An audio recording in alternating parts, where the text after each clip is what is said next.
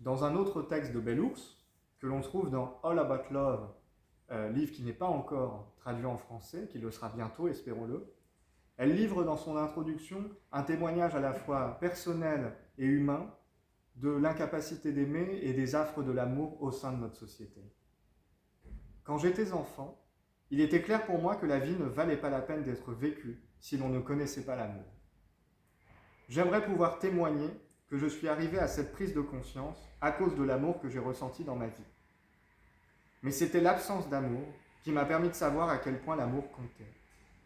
J'étais la première fille de mon père. Au moment de ma naissance, on m'a considéré avec un amour bienveillant. On m'a chéri et on m'a fait sentir désiré sur cette terre et dans ma maison. À ce jour, je ne peux pas me rappeler quand ce sentiment d'être aimé m'a quitté. Je sais juste qu'un jour, je n'étais plus précieuse. Ceux qui m'avaient initialement aimé se sont détournés. L'absence de leur reconnaissance et de leur considération a transpercé mon cœur et m'a laissé avec le sentiment d'avoir le cœur brisé. J'en étais fasciné. Le chagrin et la tristesse m'ont submergé. Je ne savais pas ce que j'avais fait de mal, et rien de ce que je pouvais faire n'a arrangé les choses. Aucune autre connexion n'a guéri la blessure de ce premier abandon, ce premier bannissement du paradis de l'amour. Pendant des années, j'ai vécu ma vie en suspens, piégé par le passé, incapable de me projeter vers l'avenir.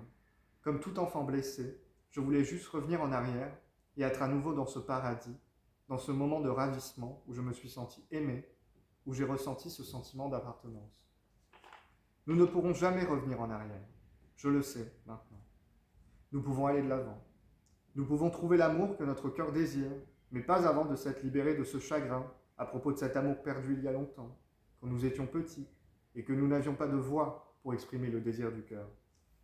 Toutes les années de ma vie où je pensais chercher l'amour, j'ai découvert, rétrospectivement, qu'il s'agissait d'années où j'étais simplement en train d'essayer de retrouver ce qui avait été perdu, de retourner au premier foyer, de retrouver le ravissement du premier amour. Je n'étais pas vraiment prête pour aimer ou être aimée au présent.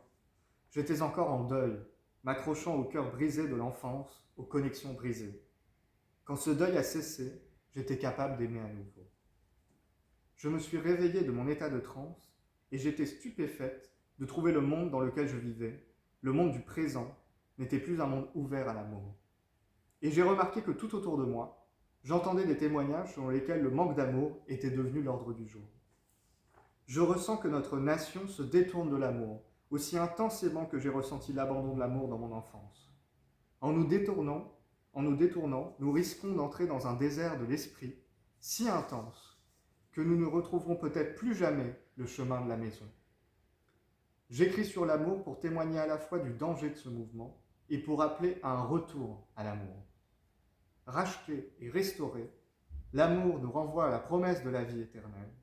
Quand nous aimons, nous pouvons laisser nos cœurs parler.